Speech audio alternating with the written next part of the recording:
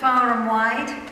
I won't name the churches for identity, but they can figure out who they are. And also people here from Parkview, which was my home congregation that started me on this journey for ordination. So thank you for them for coming as well. And also, of course, my lay supervision team is here and other members of Knox. So thank you for coming. The format will be about, I'll be speaking for about half an hour, sharing with you the findings of my research project. And then there'll be some time for questions afterwards for about maybe 20 minutes. And then please join us afterwards downstairs if you're able to stay for refreshments before you head out, so on this beautiful evening. So, I thought it's good to start with a story.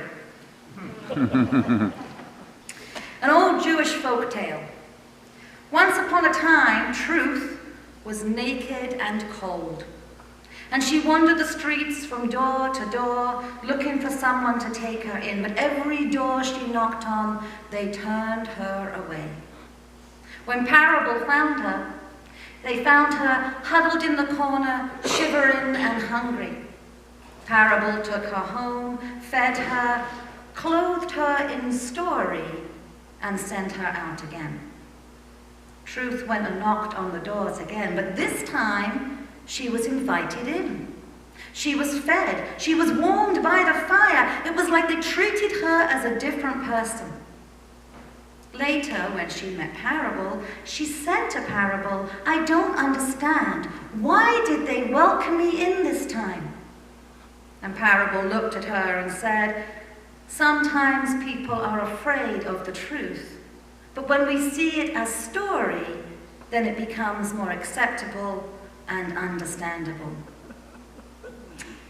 Author and facilitator of Leadership and Change, Reverend Dr. Jill Rendell says, "A story moves people beyond our fears towards hope, beyond remembered past to present, future potential, beyond limited resources to unbound possibilities." Storytelling is a powerful tool that can help congregations move forward. At a time when many churches are seeking new direction, consultants have encouraged them to turn to organizational or practical theology, or to quick fix solutions.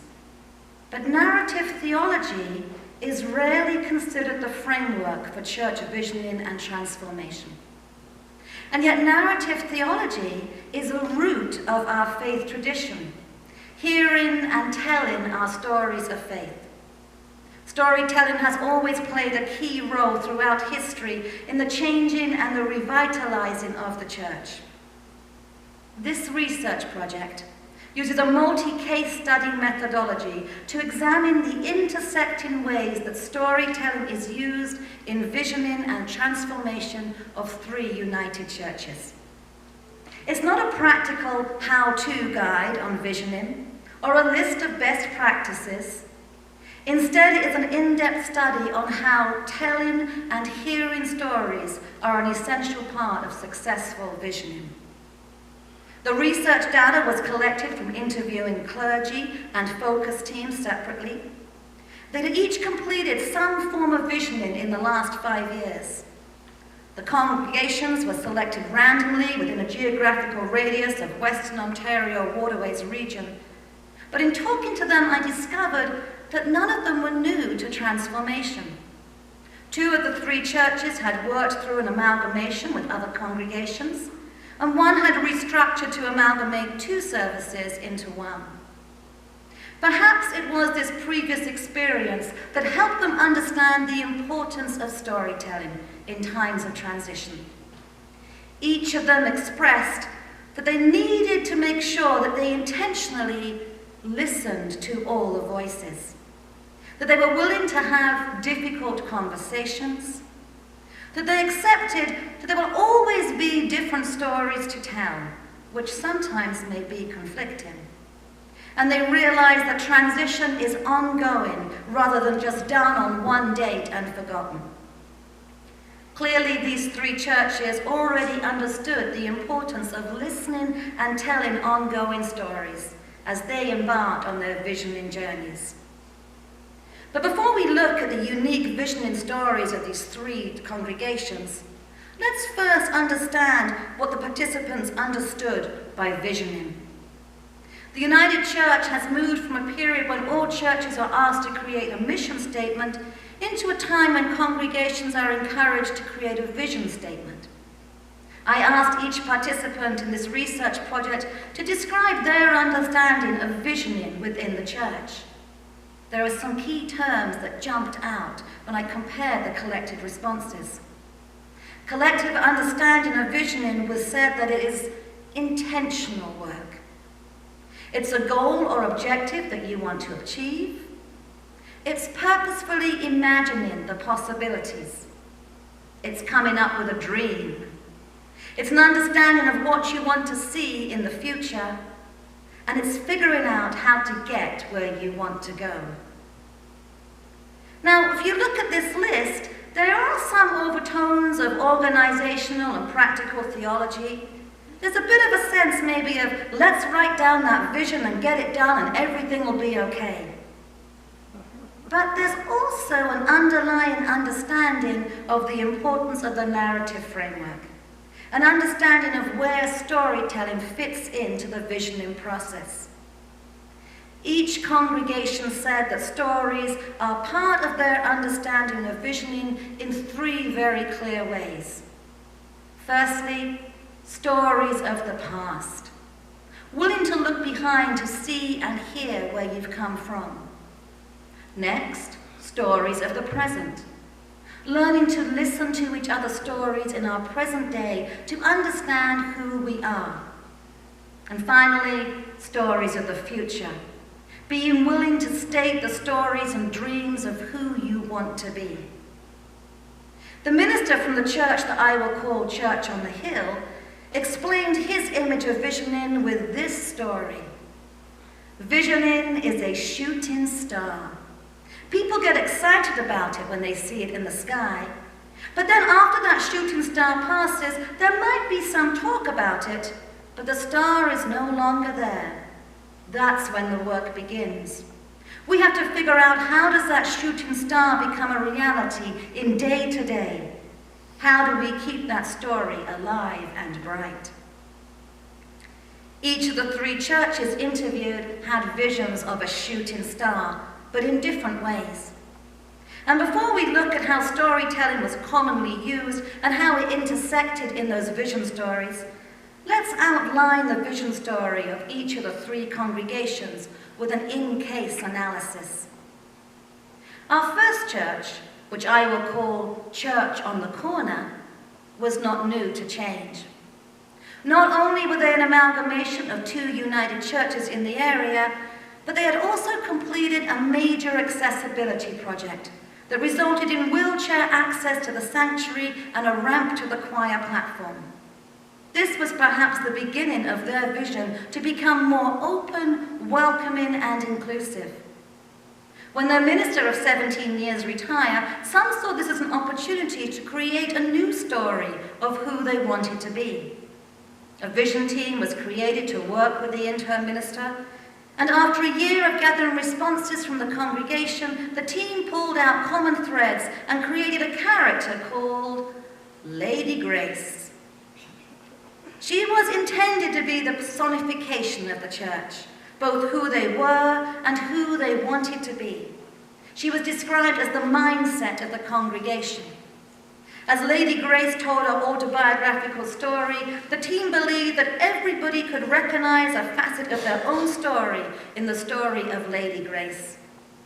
It was from her story the catchphrase of open arms, open heart, open spirit became the slogan for the church, or in short, open, open, open. That became the story and the visioning statement that this congregation tries to live into as it welcomes more people into the building. They serve community meals, they're having conversations about homelessness, they've created a welcome team, and they plan to have community picnics. The congregation is beginning to align their actions with the story and live by example.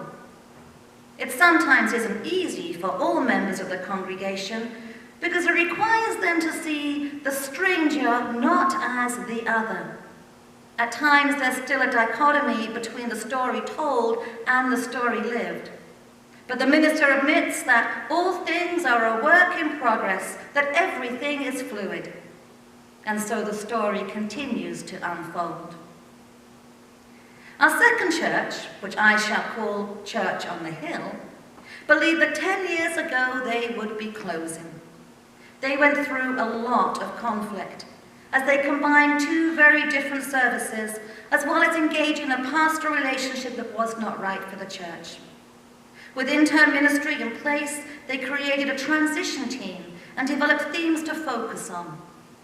The 2012 transition report said, "Our principal aim was to create a climate for change, encouraging people to step up to improve communications, strengthen trust, to be more involved, open, sensitive, understanding, and caring." In 2015, they reported, "3 years later, our church seems happier, friendlier place where change is possible and happening." How did that happen? Simple. They focused on ways that they could live into their mission statement of celebrate God, be in community, and outreach to others.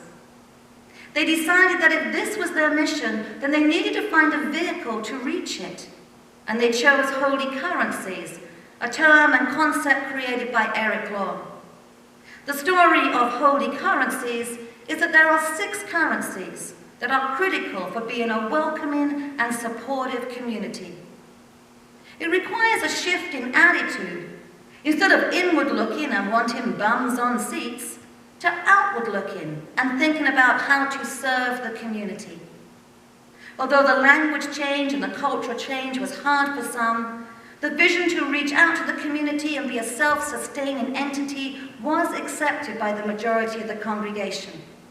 In the last 3 years, they have developed more and more community partners. In 2015, a total of 9 groups were using the building. And in 2018, that number increased to 26. As Church on the Hill grows into its vision to be a community hub, the people of the congregation can feel the positive energy.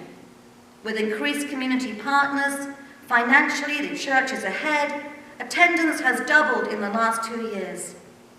But more importantly, the community is recognized as the Church on the Hill as the community hub. The ongoing and unfolding story is that people are appreciated and cared for within the facility, within the congregation, and within the community as that congregation continues to live into their vision story. The vision story of the third congregation, which I shall call Church on the Street, was very different. They had already graciously amalgamated with a smaller rural church, and they'd also already completed a major accessibility project that was so much more than just putting in a lift large enough for a stretcher. They removed all the pews, they changed the 2-step podium for the choir, created a flat floor, added a community space to the building. Outside they built a ramp, and they added a gender-neutral washroom. Any outsider could see that there was a lot of positive change here. So when a member of their congregation suggested that they fly the flag, having seen the pride flag fly outside a New Brunswick church, that became the rallying cry to action. And it was a continuation of their call to be totally inclusive for everyone, not just LGBTQ. It was a way to live into their mission statement. We welcome and include everyone into congregational life. The vision story to become an affirming congregation gathered support as members created an affirming team, wrote a vision statement, created a plan to educate the community, and eventually they took a congregational vote in September 2017 and officially became an affirmed, united church. And now they fly the flag outside their church with pride. But their story continues to unfold as they find ways to partner with the community, creating welcoming and safe places for LGBTQ that might be among the 30,000 summer visitors they get each year. In the community, not the congregation. As Church on the Street continues to live into that vision story, they make sure that they continue to take time to listen to each other. They recognize that different people have different opinions and different stories to tell. And by making space to listen to those stories, they are able to problem solve. The three congregations in this multi-case study have very different and distinct vision stories. There are, however, many points of intersection and in the process of visioning, points of cross-analysis of data. Larry Goldman, in Thinking Through Change, suggests that leaders can use stories in various ways and for specific purposes. He calls this a storytelling catalogue. In this multi-case research, I have found 7 clear intersecting uses of storytelling.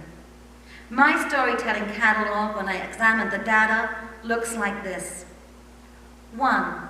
Stories to remember traditions. A tool of narrative theology is retraditioning the inherited stories and putting them into new context. Coleman writes that in the use of timelines around a congregation's identity, their past, their oral history, and their interviews that flash out personal accounts of who they once were. Each of the communities of faith studied took time to tell their histories. The Church on the Hill divided the congregation up according to the decade when they became a member. And in groups, they told stories about what church might look like in that decade. I worry if we might have a lot of people in one group and not in another. The Church on the Corner used bingo dogs in a congregational exercise to recognize what was important to them from their past. A variety of method was used to collect stories, oral fireside chats, group kitchen table storytelling, one-on-one visits with those who couldn't attend church, plus the opportunity to write down your story in a survey or phone it in. A concerted effort was made by each church to allow everyone to participate and to be heard. One interviewee said that they felt like telling the stories of the past unified us.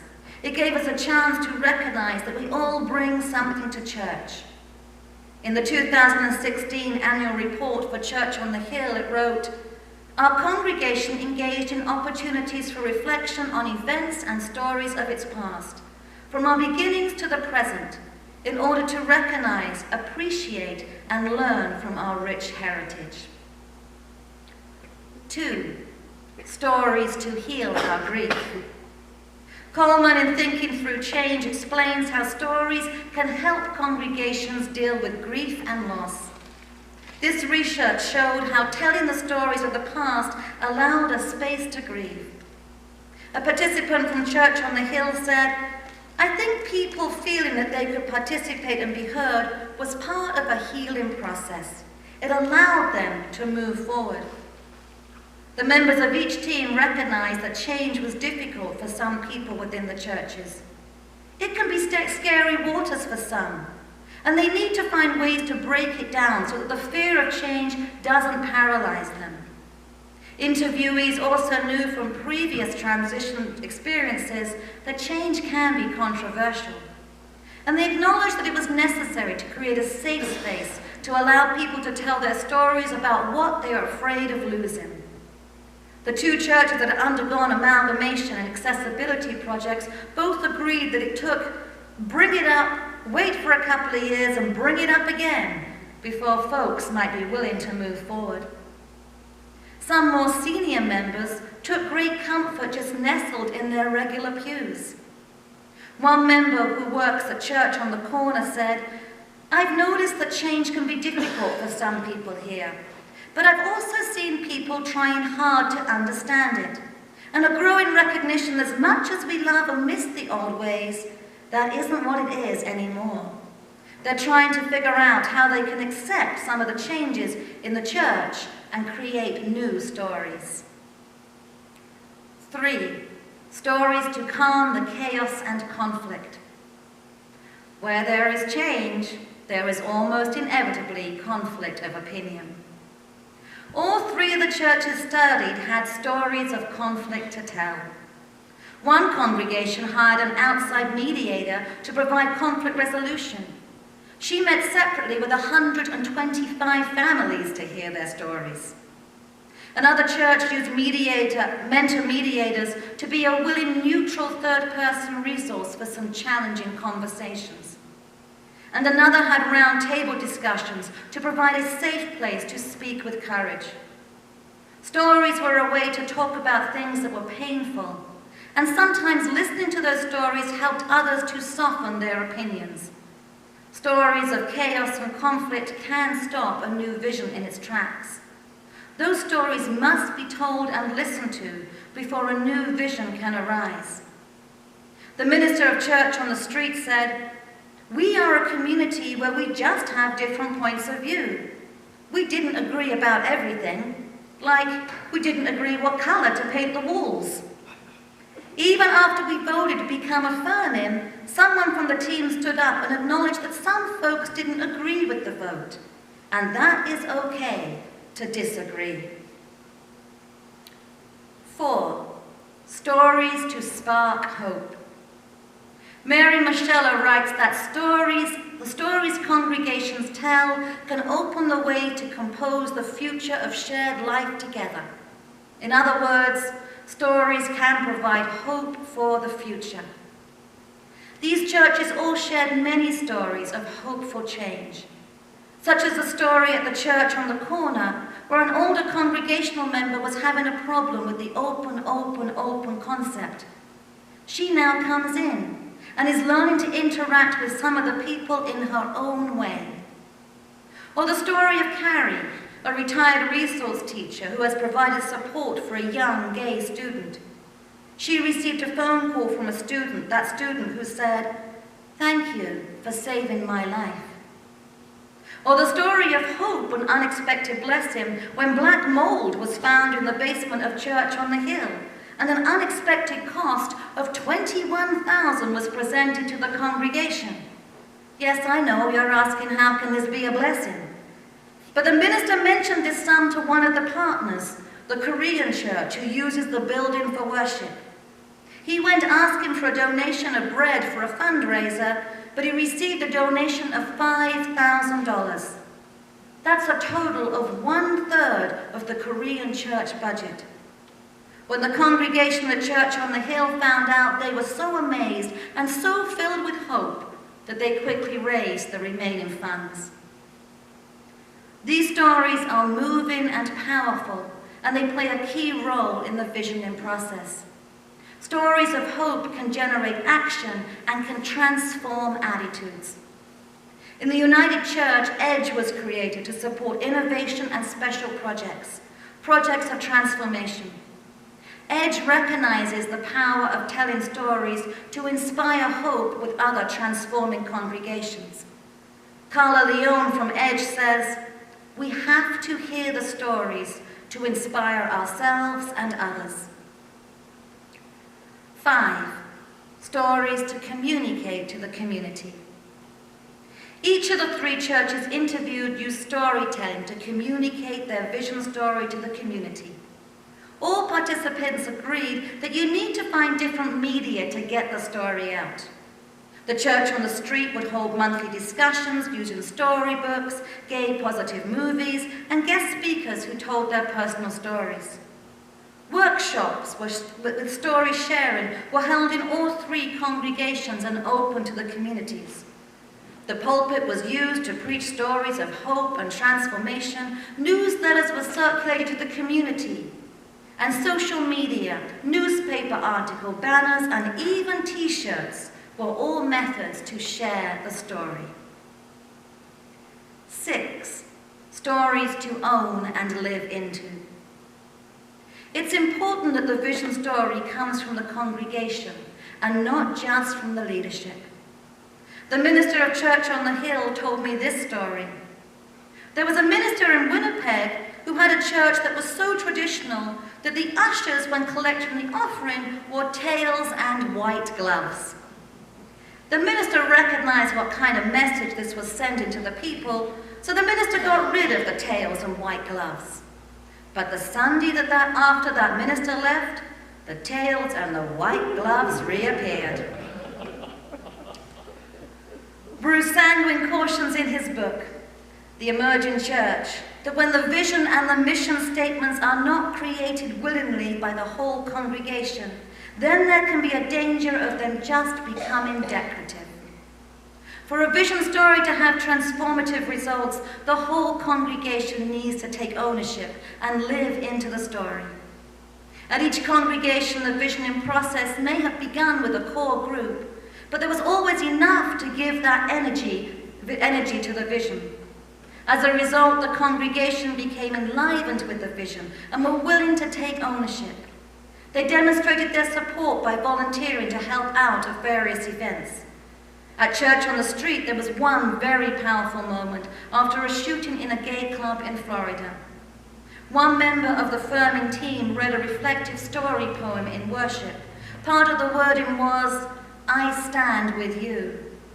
And at the last phrase was a question to the congregation, "Will you stand with me?" It was intended as a rhetorical question, but one by one, people in the sanctuary began to respond by standing up. They physically stood in unity. It was a sign that they had taken ownership of the story and they were willing to live into it. The congregation at Church on the Corner was maybe a little more reluctant to become involved or to provide input. The visioning team wanted to draw the community into the creation of the vision statement, but in the end they felt their role was to shepherd people along and trust that others will follow. When interviewed, the vision team readily admitted that the result was that many in the congregation may have their own understanding of the vision. The congregational members do not all equally own the vision, and perhaps they are telling different stories. The minister acknowledged that the statement of open arms, open heart, open spirit means something different to everyone. But the core of it seems to mean that we're trying to live to be open to the stranger, inviting the stranger in. For some, that's quite easy. It's the face that we put on the church Monday to Friday at the front line. But on Sunday mornings, that is sometimes a different picture than open, open, open. 7. Stories to engage the sacred. The final intersecting point noticed in this research was the way in which each congregation sought to engage the sacred stories of our faith tradition. Different biblical stories guided and provided a framework for each church through the visioning process. The Church on the Street, with a vision story of becoming and affirm united, identified with the story of Moses, guiding the people through the desert to a place that wasn't very hospitable and a place where a bunch of them didn't want to go. And the story of the woman at the well, a story that tells us that we are all accepted, including LGBTQ. The Church on the Corner, with a vision story to be open and welcoming, identified it with the scriptural verses of, "I was naked and you clothed me," and the proverb, "Where there is no vision, the people will perish." And the Church on the Hill, with a vision to be a community hub, identified with the story of the Ark, where there is space for everyone. The story of the body that teaches us that the church is part of the body, but the rest of the body is out there in the community. We need to invite them in for the body to be whole. The story of David and Goliath, because tradition was all the stuff that weighed the church down, and it was taken on with a simple slingshot of faith. And all the churches identified with the story of Jesus, recognizing that it took Jesus a while to convince people to get them to understand a new way of being. It's interesting that all three churches shared so many references to sacred stories. It's perhaps a reminder that visioning within the church is both sacred and narrative. Stories are part of our faith tradition. Theologian Diana Butler Bass reminds us that congregations that willingly move between personal, congregational, and biblical stories are allowing the power of storytelling to open windows to spiritual possibilities and alternative paths. She says that this is like using stories in much the same way that Jesus did. As a qualitative research project using the case study methodology, my intention is not to draw definitive conclusions. As stated at the beginning of this project, it sets out not to examine the do's and don'ts of visioning or to measure the success of one formula over another. It is to examine the role of storytelling in creating and living the vision story, and to highlight the intersecting uses of storytelling in 3 case studies. There are, however, 5 points of conclusion that became apparent as I studied the data, and I will frame them in the form of questions. 1, how often should a congregation revisit the vision story? All the churches agreed that visioning is an ongoing process. It's not a story that you tell every 3 years to put up in the wall, in the vision binder, or even in United Church profile. It must be a living story that should be revisited regularly. It should be on the lips of every council or board decision. Sometimes it might need tweaking. New areas might become apparent where there needs to be a new focus. But by telling the story on an ongoing basis, it hopefully shifts organically. 2, can there be more than one vision story? A vision story can change. Sometimes things may be on the peripheral that later become more important, like a shift from youth to seniors. But it's important to have one clear focus. When a congregation is not clear of the vision story, or when there are too many stories at once, then it's hard to live into that transformation. Sometimes a congregation just needs to be willing to let go of the things if they are not part of the vision story. 3, does the whole congregation need to own the vision story? I began by stating the need to accept that there will always be different stories told, different opinions. However, Reverend John Pentland, a leader in transformation in the United Church, explains that if most of your congregation cannot answer the question of what is your church vision statement, then you do not have a vision. A congregation must own the vision. They must be able to tell the story if they are to live into the story. Bass writes that the more intentional a whole congregation is about its story, the more likely it is to be a place of vitality. If there is not that intentionality, then there is a discrepancy between the story a congregation tells and the story a congregation lives.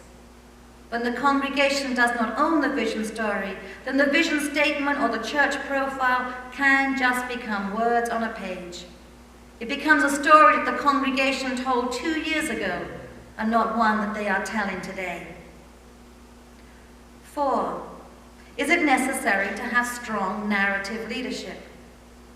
Butler Bass says that strong narrative leadership, one that uses storytelling in many ways, can move a congregation away from deadening and fear-filled stories and steer them towards more life-giving possibilities and faithful adventures. For transformative change, you do need strong leaders or a team of a strong sense of vision. However, even with strong narrative leadership, you cannot make a congregation want to transform. If they do not want to change, they will just continue to tell their stories of fear. 5, how long does it take to create a vision story? Most authors on church transformation agree that it is necessary to resist quick fixes.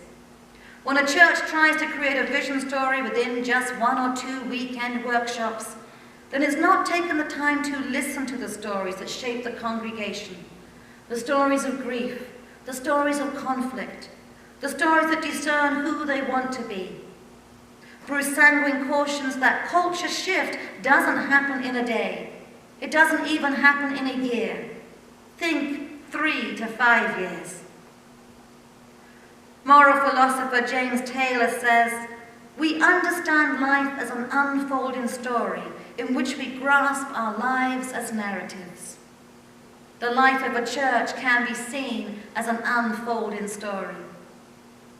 The 3 case studies in this research are examples of how visioning stories continue to unfold, to change and to transform the lives of congregations. I'd like to publicly thank all the clergy and members of Church on the Hill, Church on the Corner, and Church on the Street for sharing with me their transformation stories.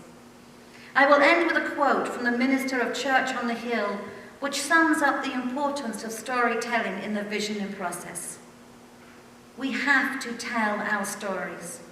It's part of our faith tradition.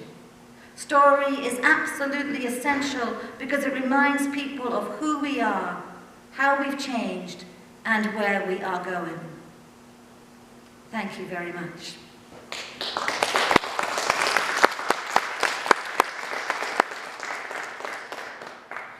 So the requirement of my AST graduation is that not only do I have to present that and send a written version which is way longer than that, but we also take questions. So I'm going to invite anybody that has any questions to come forward. I'm going to ask you to speak either into the standing microphone here with your question, or put your hand up and Susan will bring you the rolling mic, because we need to make sure we hear those, because this is also being videoed, the way I answer questions, as part of the requirement of the project as well. So I open it up to see if there are any questions from anybody in the congregation.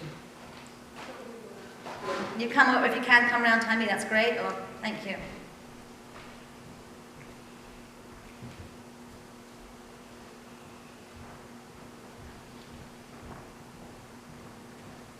So first of all, Gail, thank you for presenting that. I have quite a few, but I'll just ask one to start. Okay.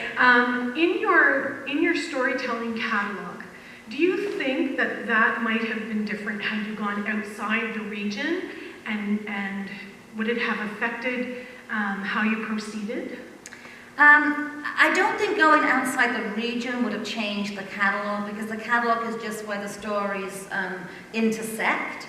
I do think, however, there may have been a difference if I was able to hear stories from the congregations where perhaps visioning was less successful, or voices from the stories of people who perhaps didn't agree with the visioning process. But ultimately, the catalogue is made up of where the data intersects. So I think I would have just got more stories, but there probably would have been still the same intersections. I wonder too if you feel that it might be a commonality across the United Church, not just in the one area. Oh, I think so, absolutely. I think as in declining roles that we're seeing, that many churches are being asked to consider who they are and where they are going, I think that happens regardless of whatever region you're in. So yes. Oh, thank you. Thank you.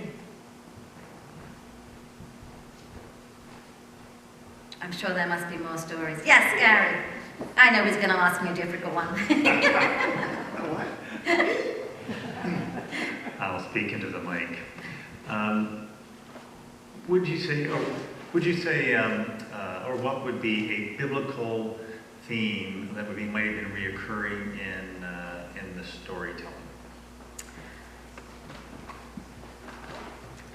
Oh, that's a very good question. I think there's lots of biblical images that come through again and again and again. For me, my personal biblical image would be Jesus, because the way that Jesus used stories to teach and to share his vision of how we should be. And so that would be my biblical image. And when I spoke to the various congregations, it was interesting that all of them said, in some way or other, well, Jesus is who is the figurehead, the image that really comes to mind. And then they dug deeper and found other biblical stories. So I think that would be my answer to that.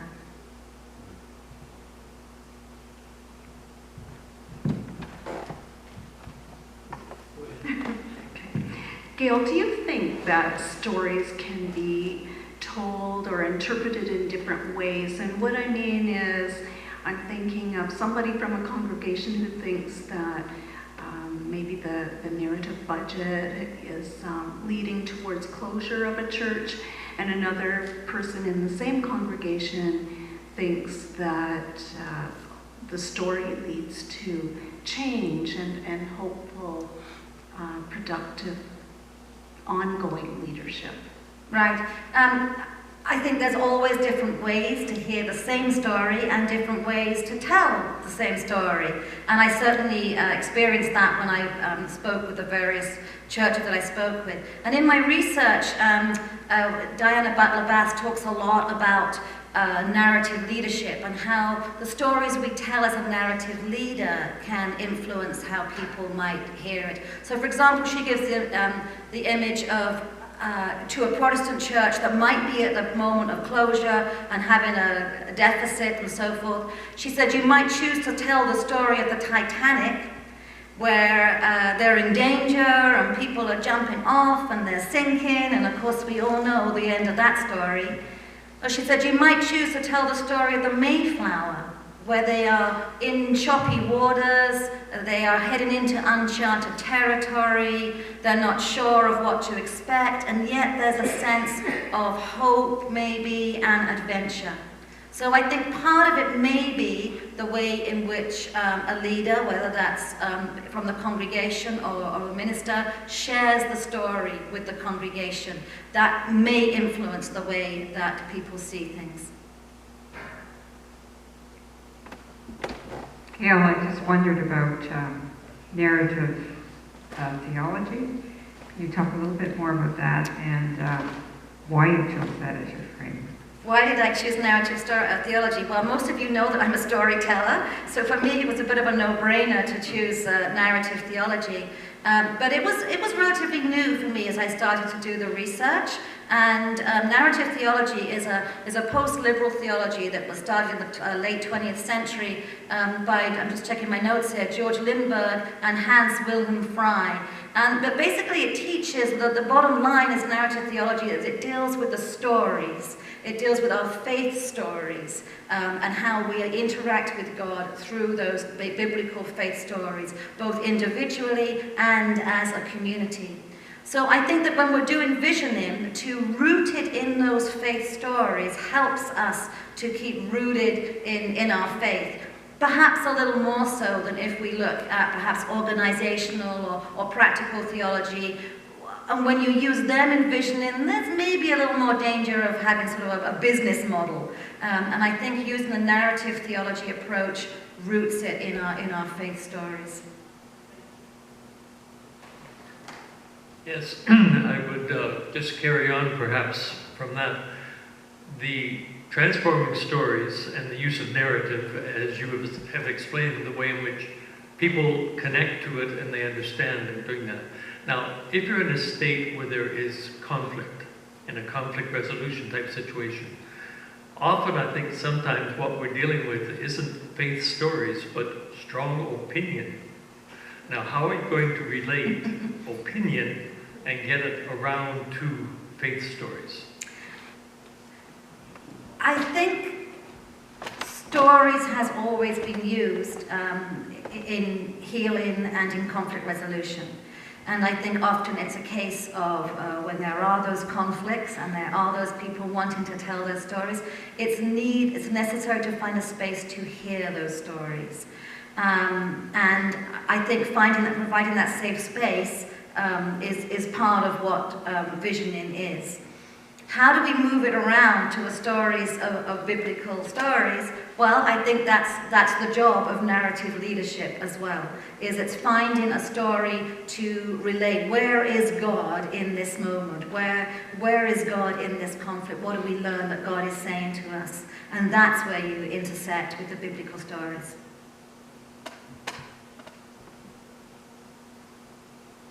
Are there any other stories? Yes, go ahead.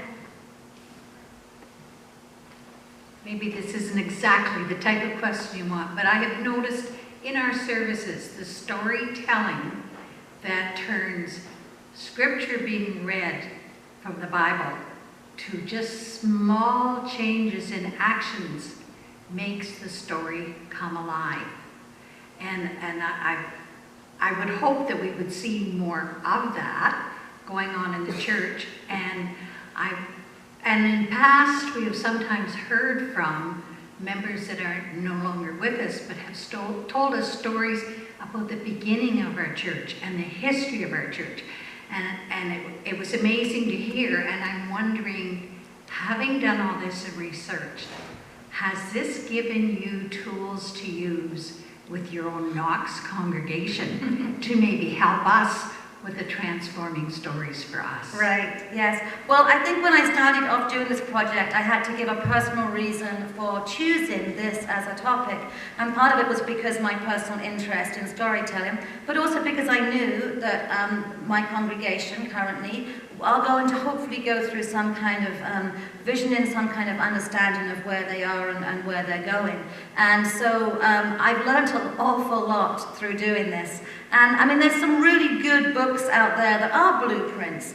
Things like Pentland's fishing tips and Cameron Trimble's Piloting Church, Bruce Salwin, The Emerging Church. They all have very good exercises of ways to lead people through a visioning process. What I've learned in doing this, though, is with all the blueprints in the world, unless you bring the congregation together, and unless they're willing to tell the stories, it'll just be another exercise. So there has to be a depth, and that's what I've learned by taking the story narrative approach to it.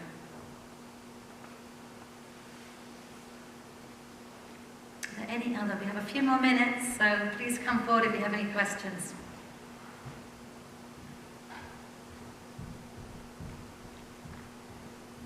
I'm just curious about your methodology. How did you get all the stories? And then once you had all those stories, how did you put them all together and come up with your conclusions? Well, it was a lot of work. I started off by sending an email out to, I got the email addresses from the regional, basically, what was presbytery, and sending emails out to people that I knew had done some visioning. And from them, I collected 3 churches. Initially, I wanted to do 5, because I felt it would give me more of a cross-section, but the research ethic boards made me condense it to 3, and I'm actually kind of glad they did. And then I would go and interview them. I would interview the clergy separately from interviewing the team, and the team could be open-ended, so it could be anybody from the congregation, or it may have been a team that was part of a visioning process. And I recorded that, and then there was hours and hours and hours of transcribing. And I used different colored pieces of paper for each interview, and I would post them up on the wall, and so I have a whole blank wall that now was covered with different color paper, and I try and find the different points of intersection. Mary Michelle calls that, I can't remember the term, sorry, basically patchworking. I can't remember what the word she actually uses, but it's a way of putting it together to say, where are the intersecting points? And then I chopped the pieces of paper up and put these ones here, and these ones here, and these ones here, and just worked through it. Until I realized there was really, it started off with like 10, and then I kind of condensed, and like, no, they're really kind of the same, and so condensed it into those 7 points. And then came up with this, and then the paper, as I said, is much more detailed, but to try and give you a nutshell in half an hour. That's crazy. Thank you.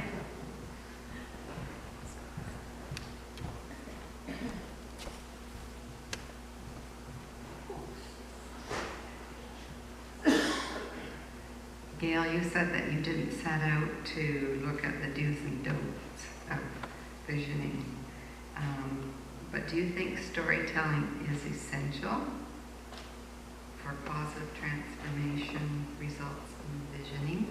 Yeah, I think that's kind of what I answered just now, is that there's lots of books that have really good do's and don'ts of good ways and good blueprints, but unless you go deep and you tell the stories, I think they just become another weekend workshop.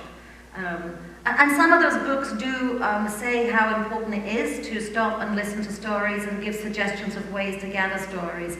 But for me, I think when somebody is able to tell the story of what the church's vision is, then if they can voice that, they're taking some ownership in that. So there has to be, I think, a moment where a congregation can tell the story. So yes, I think it's important for visioning. Well, I'm a member of this congregation, and I was very encouraged and excited about your project that you did here, and looking forward to moving forward in our church with it. Thank you. Thank you. We have time for a couple more questions if there are any more out there. No more questions? Well, again, I would like to thank you very much for coming and for listening, and hopefully it's inspired you a little bit as well. And if you have more questions that we won't keep on camera, then you feel free to ask them to me downstairs. So thank you very much for all of you for coming out.